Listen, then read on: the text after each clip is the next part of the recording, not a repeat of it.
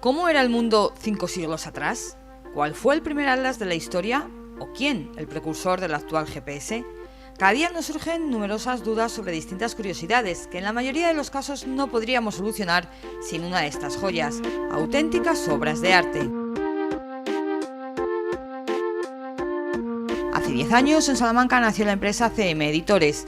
Más de un centenar de personas, entre empleos directos e indirectos, trabajan para copiar todos y cada uno de los detalles de obras con más de 5 siglos de historia. Por dos motivos, ¿no? Por un lado, pues pensamos que este conocimiento que encierran estos códices medievales, estos libros de grabados, la cartografía antigua, merecen ser explicados, merecen ser estudiados, merecen ser reproducidos y que ahora la gente también pueda disfrutarlos.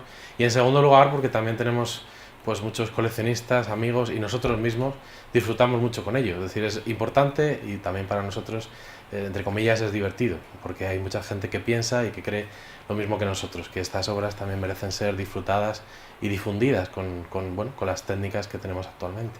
De hecho, una de las grandes sensaciones que uno puede tener es abrir una de nuestras obras y disfrutar de tener la sensación de estar viendo o tocando o incluso, como decías, oliendo el propio original. Después de la Segunda Guerra Mundial, la gente se da cuenta de que en estas guerras y por otras causas también naturales se ha perdido un conocimiento y un acceso a la información que si se hubiera protegido adecuadamente no hubiera ocurrido. De forma que, sobre todo en el centro de Europa, empiezan iniciativas para acudir a las bibliotecas donde hay originales únicos, generalmente códices medievales, manuscritos, y reproducirlos. Con las técnicas que había, obviamente, en los años 60 o 70, que no es la calidad que podemos ofrecer nosotros actualmente. De forma que en Europa se comenzó con esta tarea pues casi titánica de recuperar y estudiar el pasado. Por un lado, como decíamos, es importante porque se preservan estos originales de lo que pueda pasar. Se sustituyen en muchos casos en exposiciones, en las propias bibliotecas cuando se exhiben o cuando los consultan investigadores. Pero también, por otro lado, permiten al coleccionista privado, a los bibliófilos que disfrutamos de esa sensación de tener los originales en nuestras manos, pero que obviamente no podemos tener los originales porque no saldrían de esas bibliotecas, pues de tener una reproducción idéntica, igual. Y no solo eso, sino además tener un volumen de estudios que explica, comenta y permite que el disfrute sea total, porque podemos entender y valorar mucho más este original que tenemos en nuestras manos. En la elaboración de un facsímil intervienen numerosos profesionales como traductores, investigadores, historiadores, encuadernadores. Empezando desde la propia fotografía, no es cualquier tipo de reproducción, sino que tiene que pues representar hasta el último detalle que tenga el original y tratarlo y trabajarlo de una manera muy específica, hasta el proceso de encuadernación, que es absolutamente artesanal, el conseguir las pieles o terciopelos que a veces utilizamos, o a veces metales que hay que pues reproducir exactamente como los hacían en el siglo XV o XVI, y por supuesto pues otras muchas técnicas añadidas, como comentábamos, traducción de los textos originales, también maquetación actual de los libros de estudio que hacemos y otras muchas tareas que al final hacen que, ensamblando todo eso, después de un periodo de tiempo bastante largo, podamos tener una edición completa en nuestras manos.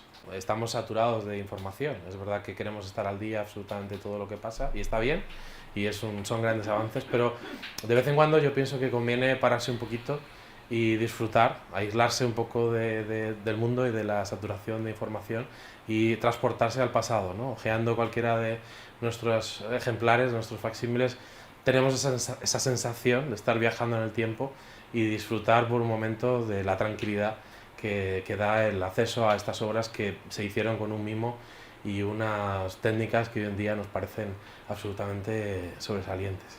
Los facsímiles también nos descubren numerosas e interesantes curiosidades.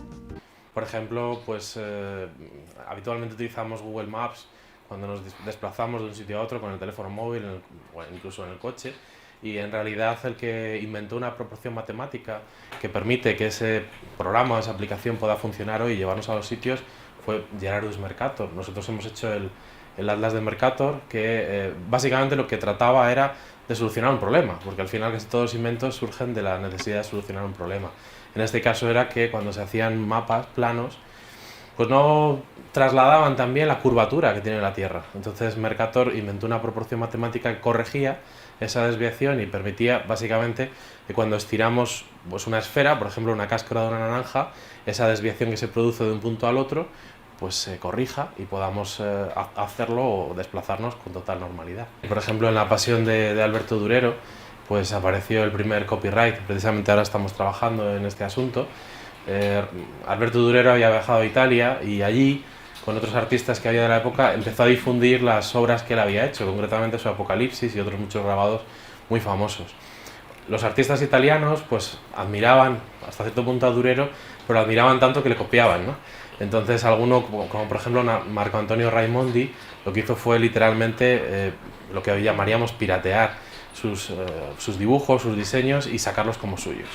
Durero se enfadó tanto que le pidió al emperador Maximiliano I que por favor le permitiera, en el segundo libro que él editaba, La Gran Pasión, pues incluir un texto en el que decía que el emperador perseguiría a cualquiera que reprodujera sin su permiso alguna imagen de esta obra, lo que ahora llamamos copyright también.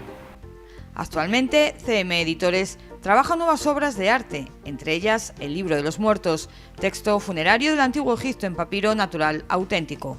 Una cosa muy especial, que es el papiro de Ani, que es el Libro de los Muertos. Es un papiro egipcio, uno de los primeros textos que se conocen de la historia de la humanidad, y que es una historia muy bonita, ¿no? Porque explica también cuál era el procedimiento que ellos seguían, porque prácticamente toda su vida los egipcios se preparaban para vivir después de la muerte, en sus creencias, y la iluminación, por llamarlo de alguna manera, las ilustraciones que tiene ese papiro nos indican mucho sobre cómo era la vida en una de las civilizaciones pues, más apasionantes y más importantes que ha habido en la historia de la humanidad, como es la egipcia. Y también estamos trabajando en un maravilloso libro de horas francés que tendremos listo el año que viene, el libro de horas del Delfín de Francia, que es una auténtica maravilla. Los facsímiles reproducen libros únicos y de valor incalculable. Este ejemplar es uno de los 6 volúmenes del Civitates Orbis Terrarum, que en mi opinión es una de las obras, no solo la mía, sino de muchos especialistas, una de las obras más importantes de la historia de la bibliofilia. ¿Por qué? En pleno siglo XVI, cuando Europa más o menos se ha pacificado después de la Edad Media y de tantas guerras religiosas, pues alguien decide que es interesante hablar acerca de cómo es Europa, cómo son las ciudades y también un poco del resto del mundo. Entonces, por primera vez se puede decir que se hace un atlas de las ciudades. Aparece cada uno de los planos de ciudades y también con una información en el recto y el anverso de cada uno de los planos de las ciudades, en la que explica cuál es la historia de la ciudad, cuál es la actividad productiva o las mercancías que uno puede encontrar allí. Y fue una revolución. Yo siempre digo que para el comercio fue una gran revolución porque permitía que la gente supiera qué podía encontrar en cada sitio, y también una guía de viajeros. Hasta entonces tampoco era habitual que se viajara, si no era por motivos, digamos, bien de peregrinación religiosa o estrictamente por alguna guerra o algo muy particular. Por tanto, la gente podía visualizar cómo era el mundo.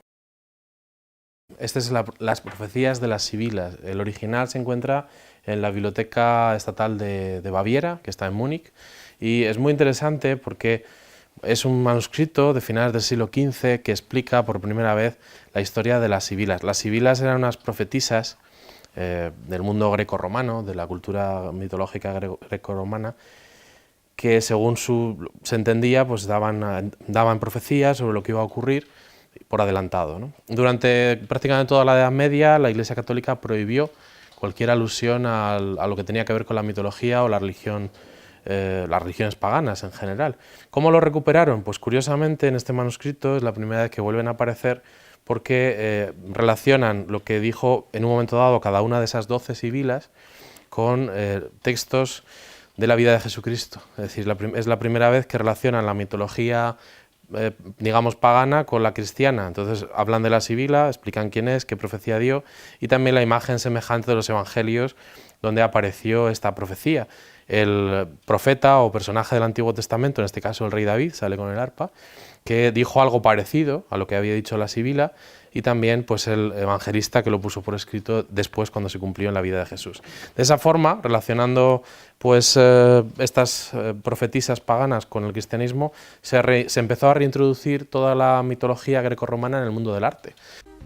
Elaborar un facsímil puede prolongarse durante años. Solo la encuadernación de cada uno de ellos precisa como mínimo una semana de trabajo artesanal.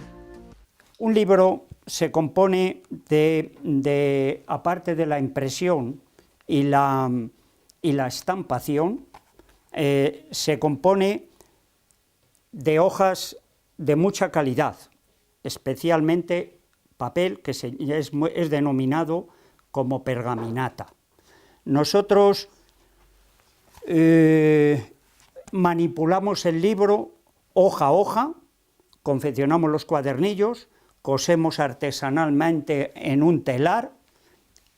Acto seguido, después de eso, se confecciona el libro poniéndole su cabezada, hacemos los cortes dorados y luego ya confeccionamos la tapa del libro. ¿Qué es la tapa del libro? Lo que va a revestir la piel es una de las más agradecidas. Trabajamos 3 clases de piel, que suelen ser oveja, la piel del país, cabra, más bien es de importación, puesto que cabra en el país hay poco, y ternera. Estas son las pieles que más utilizamos. En este caso, este libro que tenemos de la mano está en cabra. Hacemos la estampación, esto se hace mecánicamente. El lomo es lo que hacemos manualmente, artesanalmente. El mismo trabajo que está acabado el libro, confeccionado por dentro con sus guardas y sus chanelas, dorado también, confeccionamos una caja libro en las mismas condiciones, donde aquí mismo lleva un CD, que es esto, ahí está, aquí va el libro montado, y este es el resultado final. Así llega al cliente. Nosotros lo hemos dicho muy rápido, pero todo este proceso es lento, es laborioso, es artesanal, es manual. Entonces lleva tiempo. Nosotros cualquier pedido que nos hacen nos puede durar, para servir los primeros ejemplares, nos puede durar más de un mes para servir al cliente. Y dicho esto, pues esto aplicado para todo tipo de trabajos, todo tipo de libros. Observando libros antiguos podemos descubrir el porqué de algunas de nuestras costumbres, símbolos actuales o nuestra historia. En definitiva, viajar a través del tiempo y de las emociones.